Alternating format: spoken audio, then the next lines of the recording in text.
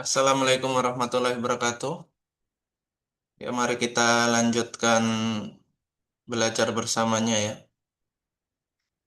Nah, kita pada kesempatan kali ini sampai pada materi ITIL Value System ya.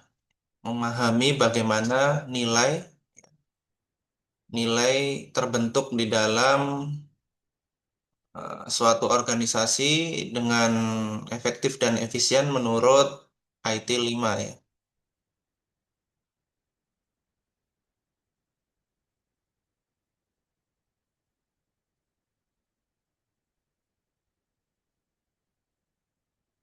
Ya.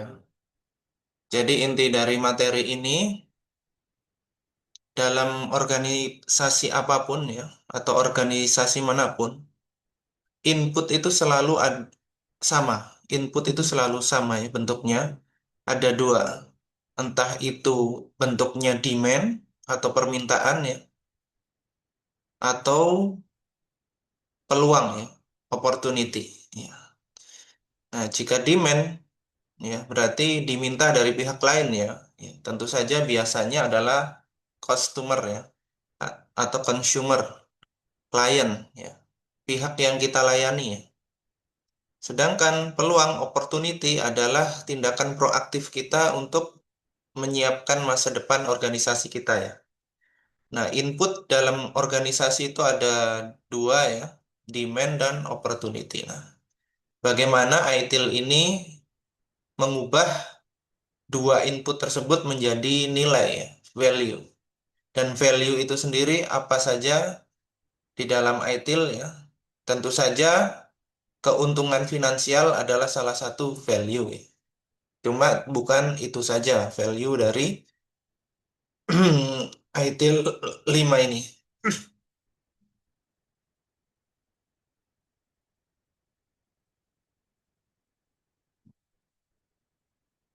Kekacauan terjadi ketika elemen bekerja dalam isolasi ya. Masalah dunia TI modern ya. Biasanya tim bekerja secara terisolasi atau yang dikenal dengan istilah silo ya. Jadi bekerja sendiri-sendiri tanpa koneksi ya. Asik dengan bagiannya sendiri, asik dengan timnya sendiri ya. Kemudian informasi berhenti mengalir antar departemen ya. Kemudian tidak ada pihak yang melihat gambaran besar dari layanan. Penyerahan tugas menciptakan penundaan operasional dan informasi berhenti mengalir antar departemen ya.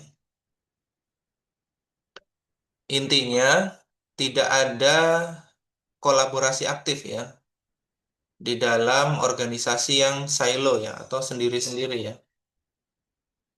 Jadi beban ditanggung sendirian ya. Ya, kemudian hasil juga dinikmati sendiri mungkin ya. Kurang komunikasi dengan departemen lain atau fungsi lain ya. Nah, kemudian solusi yang ditawarkan ITIL 5 adalah menyatukan semua kepingan puzzle menjadi operasional yang terintegrasi ya.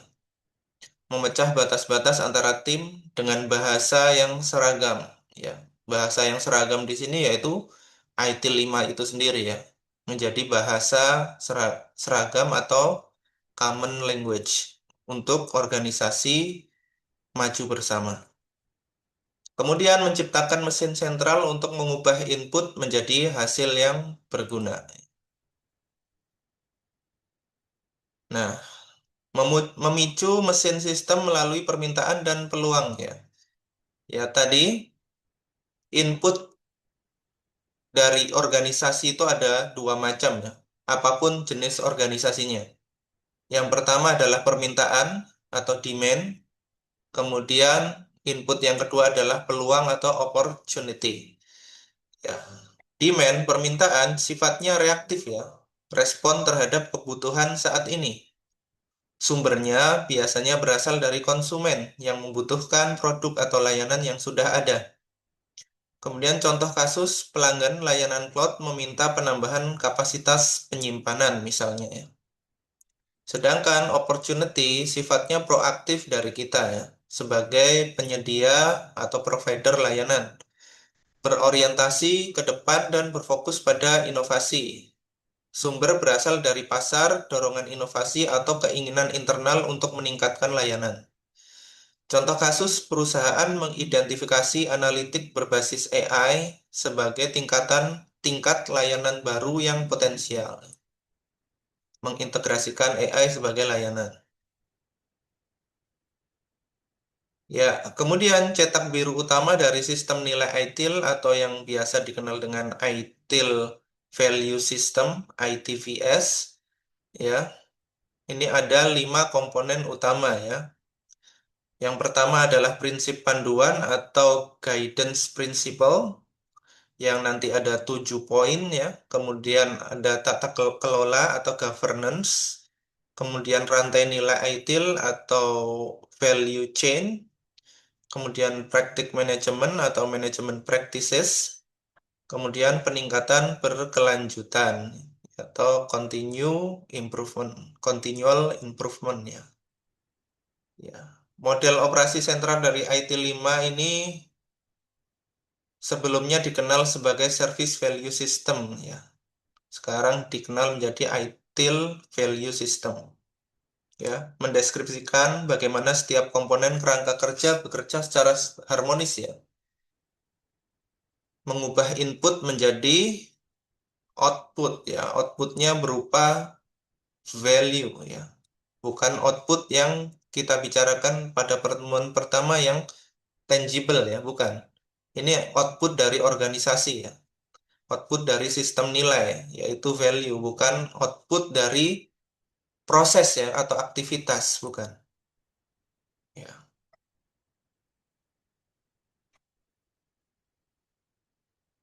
Kemudian prinsip panduan mengarahkan setiap keputusan organisasi ya. Ya, prinsip panduan atau guiding principle ya, memberikan rekomendasi yang memandu organisasi dalam segala situasi ya. Ini menjadi core-nya ya. Core core petunjuk ya. Terdiri dari 7 inti prinsip ya. Apa saja 7 prinsip ini? Mari kita lihat.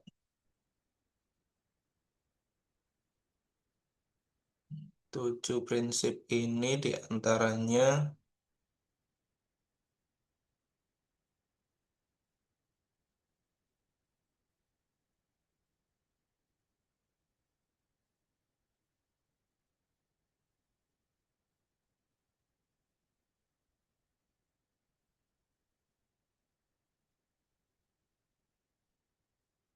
ya ini.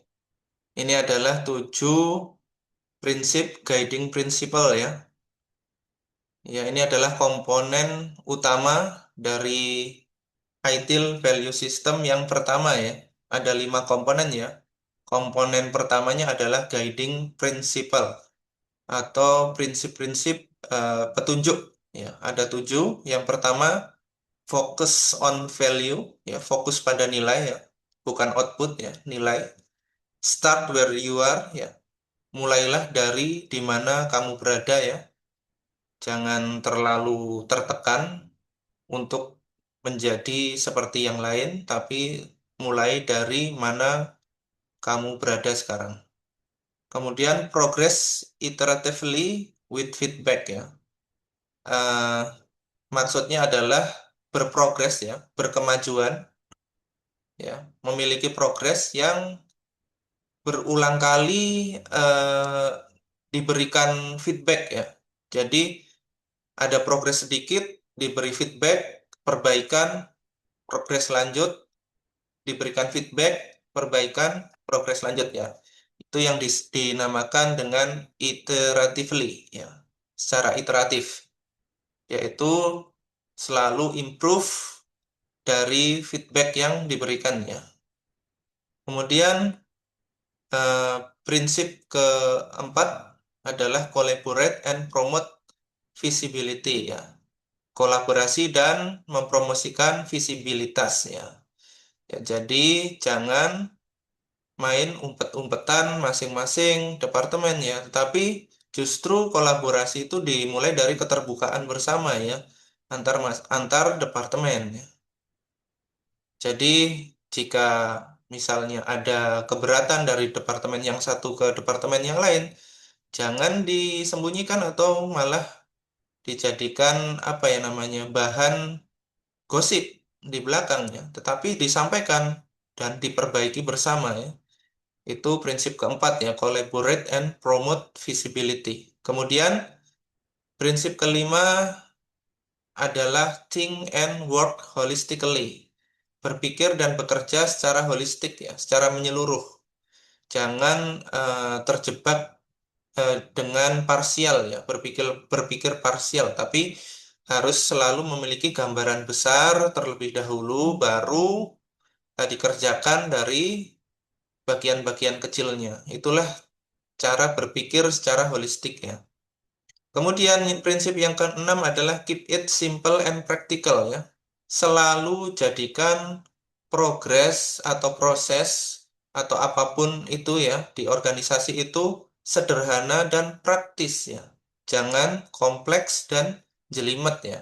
Dan terlalu apa ya, konseptual atau terlalu apa ya, utopis gitu ya. Utopia gitu ya. Tidak bisa dikerjakan ya. Kepengennya bagus sekali sih, tapi tidak bisa dikerjakan, berarti tidak praktikal ya. Ya, jadi selalu jaga selalu simple, sederhana dan praktikal, dapat dipraktikkan ya. Kemudian prinsip yang ketujuh atau terakhir adalah optimize and automate ya. Optimalkan dan jika memungkinkan otomatisasi proses.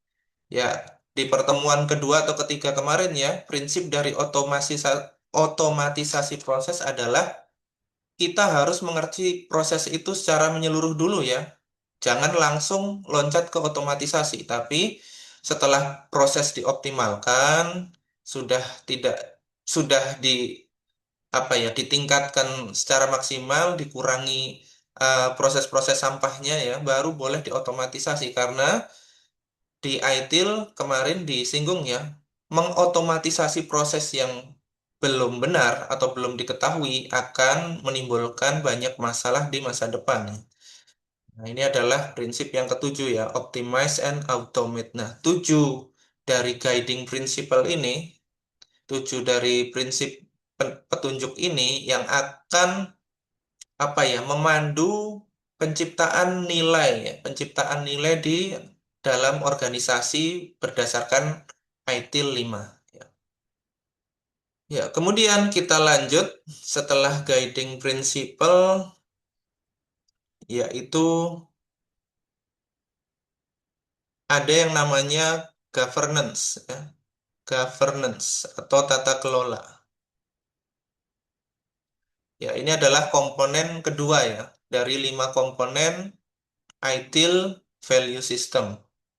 Ya, ada namanya governance, tata kelola. Fungsi utamanya adalah sistem di mana organisasi diarahkan dan dikendalikan. Tujuannya adalah memastikan organisasi melakukan hal yang benar dengan cara yang benar dan selaras dengan harapan pemangku kepentingan atau stakeholder dari organisasi ini ya.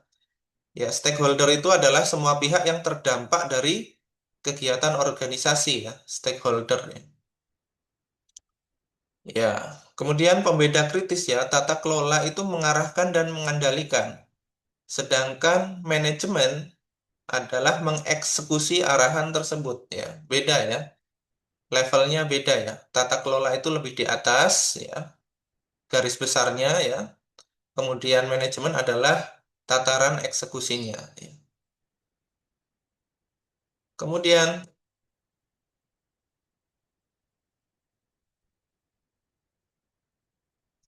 komponen ketiga ya, dari 5 komponen inti sistem nilai adalah value chain ya, atau rantai nilai ITIL ya, yaitu serangkaian aktivitas yang saling terhubung yang dilakukan organisasi untuk memberikan produk dan layanan yang bernilai. Ini adalah inti operasional dari seluruh sistem ya. Nah, siklus dari value chain atau rantai nilai ITIL itu ada 8 aktivitasnya. Yang pertama adalah discover atau menemukan. Kemudian setelah menemukan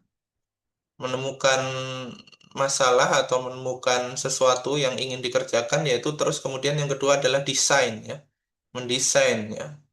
Kemudian memperoleh, acquire, memperoleh apa namanya persyaratan, entah bahan-bahan dan lain sebagainya yang diperlukan ya, acquire. Kemudian build, membangun, mulai membangun. Kemudian transition ya, transisi. Kemudian operate, mengoperasikannya. Kemudian deliver ya, mengirimkan kepada klien yang membutuhkan ya, atau customer atau consumer ya. Kemudian setelah di deliver, support jika ada masalah. Ini adalah 8 siklus hidup aktivitas dari rantai nilai di ITIL ya. Discover, design, acquire, build, transition, operate, deliver, and support ya. Ya, kemudian tadi ya, ini adalah yang keempat adalah manajemen practices atau praktik manajemen ya. Tadi sempat disinggung di bagian governance ya. Kalau governance itu secara umum ya, ya panduan secara umum, organisasi mau diarahkan kemana, sedangkan manajemen itu adalah eksekusi aktivitasnya ya. Praktik manajemen, manajemen practices. Praktik adalah jawaban atas pertanyaan bagaimana ya, how. Ya, bagaimana cara melakukan ya, how of service management ya. Kumpulan sumber daya organisasi yang dirancang untuk melakukan pekerjaan atau mencapai tujuan tertentu dengan eh, apa ya? Dengan panduan yang terstruktur ya. IT 5 ya mendefinisikan total 34 praktik ya manajemen yang terbagi menjadi dua kategori utama ya. Praktik manajemen umum atau general dan praktik manajemen produk dan layanan ya, product and services. Nah, 34 praktik ini mungkin akan kita pelajari di pertemuan-pertemuan berikutnya. Contoh eksekusi yaitu manajemen insiden, pemberdayaan perubahan, dan manajemen pengetahuan. Ya. Kemudian, komponen yang terakhir atau kelima adalah peningkatan berkelanjutan atau continual improvement ya. Ya, ini adalah pilar kelima atau komponen kelima dari ITIL value system atau sistem nilai dalam ITIL ya, dalam membuat nilai di organisasi. Aktivitas berulang yang tidak pernah berhenti dan tidak terjebak dalam satu fase tunggal ya. Tertanam embedded ya, embed di seluruh area sistem ya. Tujuannya adalah memastikan performa layanan dan operasional organisasi terus memenuhi ekspektasi pemangku kepentingan ya seiring berjalannya waktu. Kerangka metodis menggunakan model 7 langkah ya, seven step model yang diterapkan di semua tingkatan operasional. Yang tadi ya, yang guidance, yang seven guidance principle yang tadi ya. Ya, kemudian sistem nilai bekerja secara dinamis dan non-linear. Ya, komponen tidak beroperasi secara terisolasi atau silo ya, atau dalam garis lurus yang kaku ya di dalam ITIL, tetapi prinsip menginformasikan keputusan di semua area ya. Tadi ya, apa? Salah satu prinsipnya adalah collaborate and ini ya, mendukung visibility ya. Ya, jadi keterbukaan antar departemen dan antar tim ya agar saling memahami satu dengan yang lain. Kemudian tata kelola mengevaluasi, menyesuaikan dan menetapkan batasan untuk rantai nilai. Kemudian rantai nilai menggunakan praktik untuk melakukan aktivitas dan aktivitas tersebut dapat terjadi dalam urutan apapun ya, tidak kaku. Kemudian putaran peningkatan pemberi umpan balik ke dalam tata kelola dan praktik ya. Selalu ada feedback ya, tadi lah iteratively ya bahasanya ya. Jadi feedback diperbaiki, tingkatkan ya, dilakukan lagi, ada feedback lagi, diperbaiki, ditingkatkan, lakukan lagi seperti itu ya, iteratively.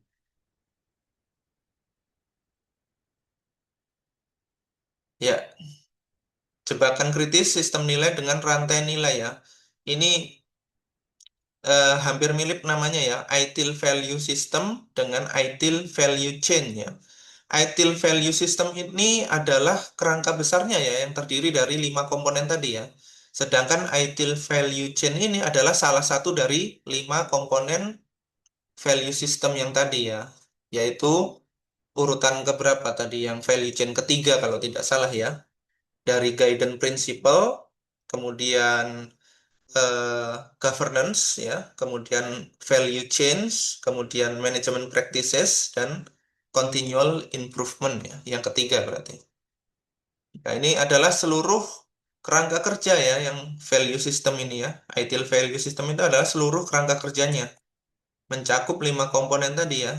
Kemudian cetak biru bangunan dari secara keseluruhan. Sedangkan yang value chain ini adalah salah satu komponennya saja, yang terdiri dari 8 tadi ya, aktivitas operasional tadi ya, yang discover dan seterusnya itu ya. Discover, terus kemudian apa tadi? Ada 8 tadi ya. Discover, design, acquire, build, transition, operate, deliver, dan support ya. Ya. Kemudian sistem ini beroperasi di dalam ekosistem 4 dimensi ya. Ingat di pertemuan yang ketiga kalau tidak salah ya, kita membahas 4 dimensi dari eh, manajemen layanan ya. Eh, Four dimension management, service management ya.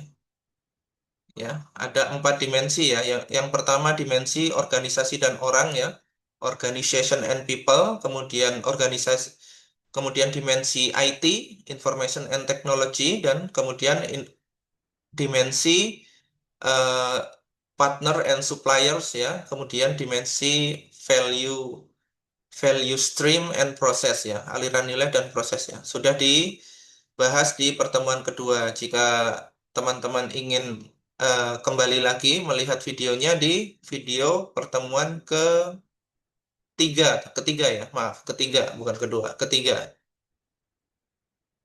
Ya, kemudian selain ada 4 dimensi, ada juga yang namanya faktor eksternal ya. Yang 4 dimensi tadi adalah masih internal ya, kondisi internal ya. Sedangkan ada yang namanya faktor eksternal ya, yang kita analisis dengan kerangka PESEL ya, politik, ekonomik, sosial, teknologi, kemudian L-nya legal and environmental, environmental ya, environment.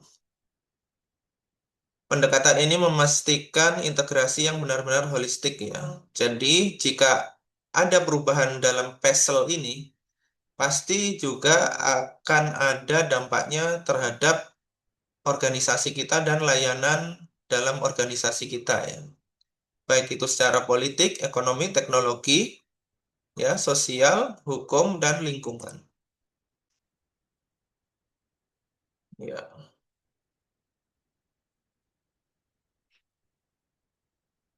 Jadi sistem nilainya itu ada di dalam ya. ITVS atau Ideal Value Systemnya ya, seperti mesin yang di dalam ya. Sedangkan 4 dimensinya ini adalah seperti kotak ya. Kotak ini 4 dimensinya. Ya, yang di luarnya ini adalah faktor-faktor eksternalnya. Ya, menghancurkan silo melalui aluran nilai dan lintas fungsi ya. Bagaimana sistem nilai menyelesaikan masalah silo? Yang pertama adalah membangun bahasa pemersatu atau common language. Apa bahasa pemersatu di sini? Yaitu IT5 ini sendiri ya, menjadi bahasa pemersatu. Ya, diharapkan semua departemen atau fungsi atau tim ya mengetahui tentang IT5 ini. Jadi ketika berbicara ya dengan satu bahasa yang sama ya, yaitu bahasa ITIL ya, IT5 ini. memberikan bahasa dan kerangka pemahaman yang sama di seluruh organisasi. Kemudian aktivitas lintas batas ya, mendefinisikan langkah kerja yang secara alami melintasi batas-batas tim tradisional. Kemudian kolaborasi berbasis prinsip ya, mendorong transparansi dan kerjasama melalui pedoman yang diakui bersama ya. Kemudian pandangan visibilitas penuh ya, peningkatan berkelanjutan, membantu mengidentifikasi dan kemacetan dan kerusakan penyerahan tugas ya.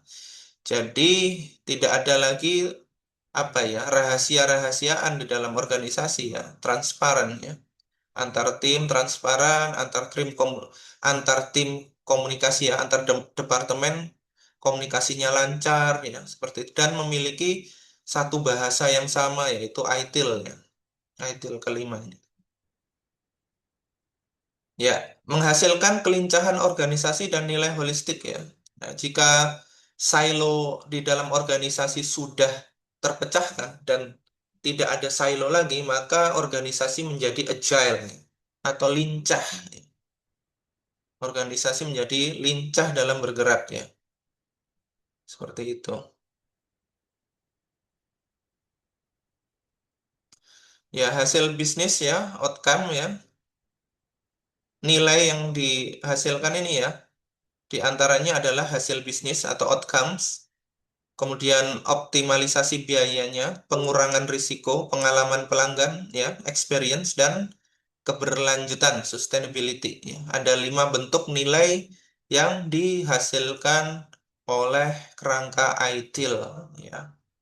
Jadi nilai itu bukan nilai finansial saja ya. Nilai finansial adalah salah satu bagian kecil dari nilai yang didapatkan oleh organisasi, yaitu di hasil bisnis ini ya.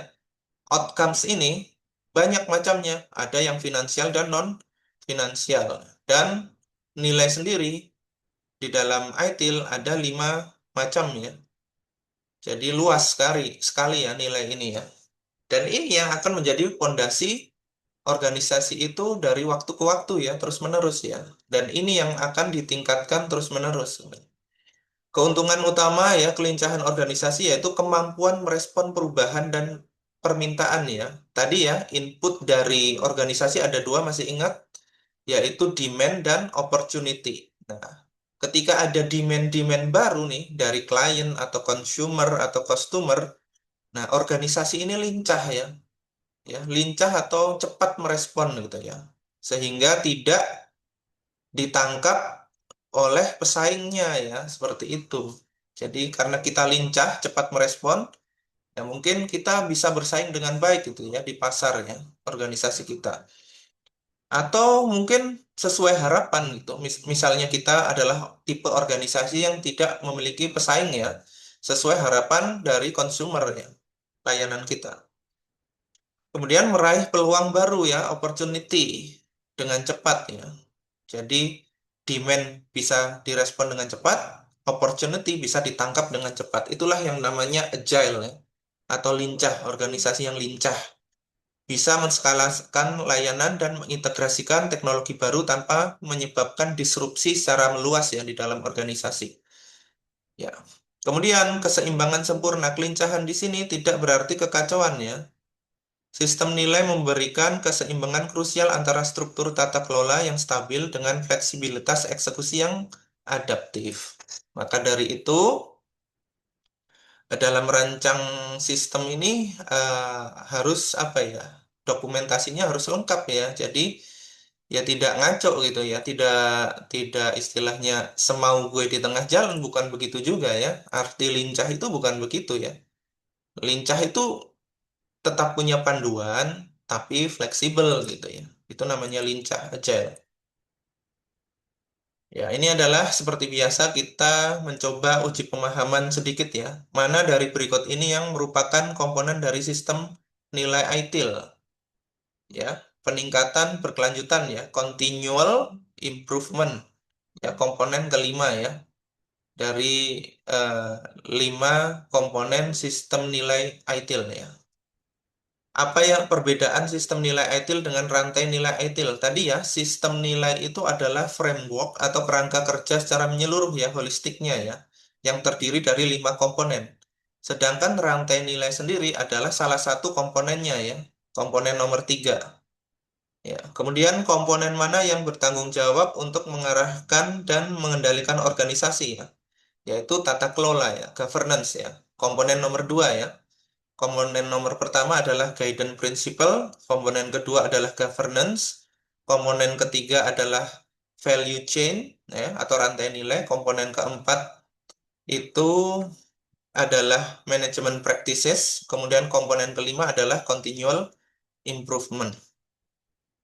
Ya, ya sampai di sini dulu ya, teman-teman. Kita belajar bersamanya. Eh, s- Semoga kita dapat bertemu di kesempatan berikutnya. Eh, Sampai jumpa ya di kesempatan berikutnya. Assalamualaikum warahmatullahi wabarakatuh.